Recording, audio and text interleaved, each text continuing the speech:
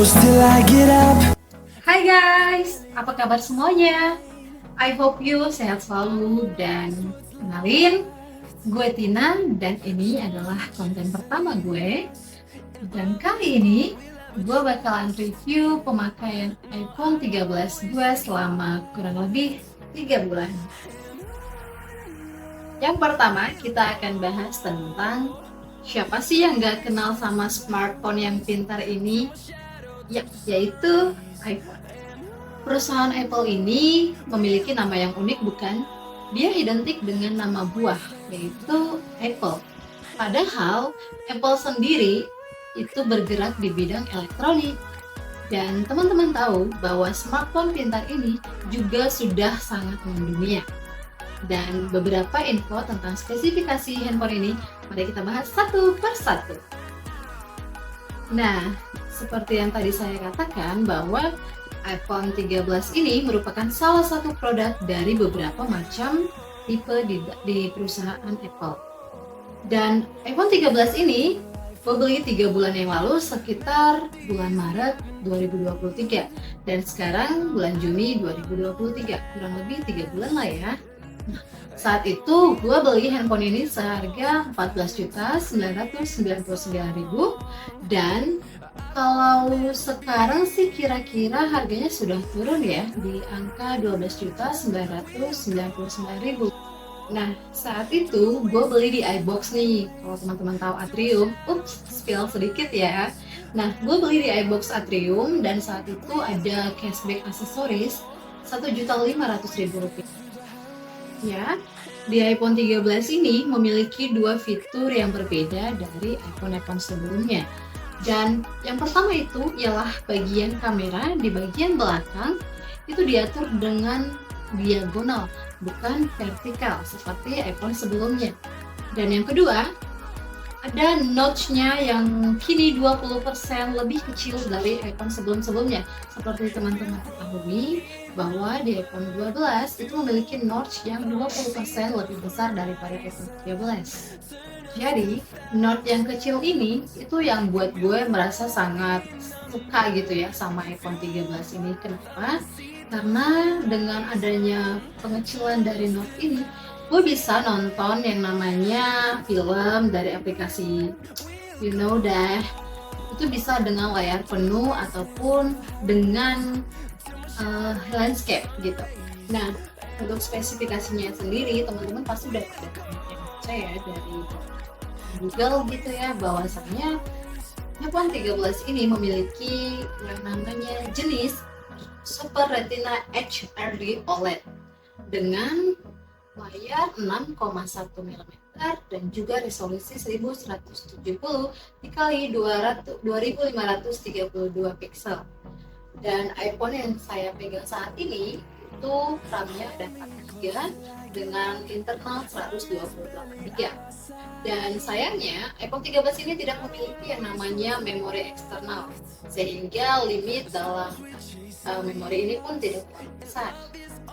Dan untuk kameranya sendiri dia memiliki dua mode kamera. Yang pertama itu antara konfigurasi 12 megapiksel wide dan juga 12 megapiksel ultra wide. Jadi depan belakang itu sama-sama 12 megapiksel.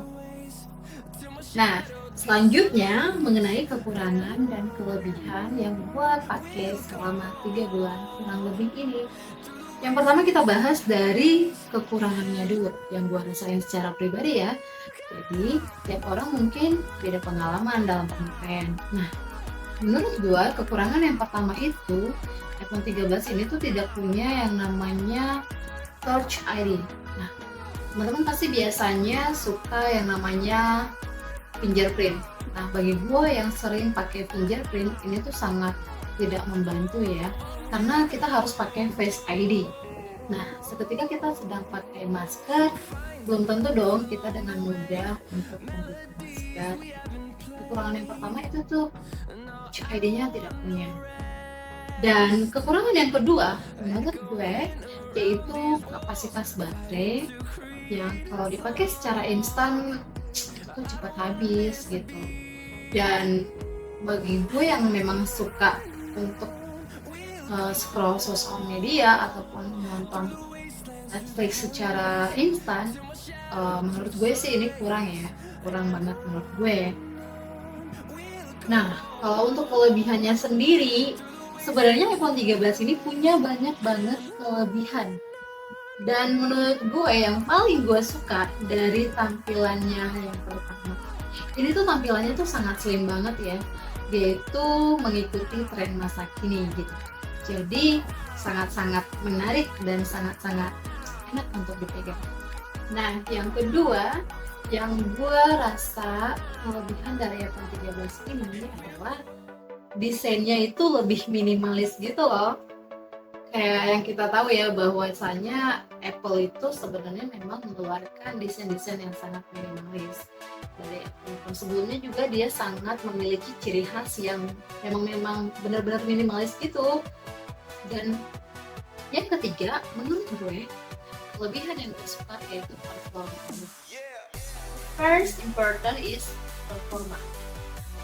Dan seperti yang kita ketahui ya, menurut dari bahwasanya performa di iPhone ini tuh sangat-sangat bagus karena dia menggunakan chipset terbaru yaitu A15 Bionic yang disebut punya kinerja lebih cepat dalam mengelola. Nah, kelebihan yang keempat yang cewek-cewek juga pasti sudah tahu ya adalah kameranya. Ya, kamera iPhone ini tuh memiliki yang namanya kelebihan. Yang pertama itu adalah mode sinematik. Nah, kehadiran mode sinematik ini membuat gue sebagai pengguna jauh lebih mudah dalam menemukan fokus saat gue ngerekam video. Contohnya kayak video ini nih. Dan yang kedua yaitu memiliki kamera depan. Nah, salah satu kelebihan dari iPhone 13 adalah kamera depannya yang mampu menghasilkan rekaman video dengan resolusi paling tinggi yaitu hingga 4K dengan 60 fps. Dan berkat hal inilah mode sinematik itu bisa berjalan dengan baik dan dibantu dengan beberapa tab ada di dalam iPhone 13 ini. Jadi guys, dari hasil pengalaman gue pribadi nih dan review gue selama kurang lebih 3 bulan penggunaan iPhone 13 ini, kalau gue bilang sih ini sangat-sangat worth to buy. Kenapa? Karena walaupun dia memiliki harga yang tinggi, tapi dia juga memiliki kualitas yang bagus dan kalau kata orang sih, harga tidak mengkhianati hasil. Dan jujur li, gue suka banget dengan iPhone 13 ini. Dan gue sebagai vlogger pertama yang mengeluarkan vlog tentang iPhone 13 ini, gue approve untuk teman-teman ataupun gue sendiri menjadikan iPhone 13 ini sebagai ponsel pintar di genggaman kita sendiri. Oke guys, jadi sekian review dari gue tentang iPhone 13 ini selama kurang lebih pemakaian 3 bulan. Disclaimer ya teman-teman, bahwa video ini gue buat karena hasil review pribadi gue, bukan ada unsur apapun gitu ya. Dan semoga video yang gue share untuk teman-teman ini boleh bermanfaat. Jadi boleh teman-teman untuk menjadikan pertimbangan untuk mengganti ponsel pintar ke iPhone 13. Terima kasih teman-teman, jangan lupa support selalu ya YouTube channel saya. Terima kasih, sampai jumpa, bye bye.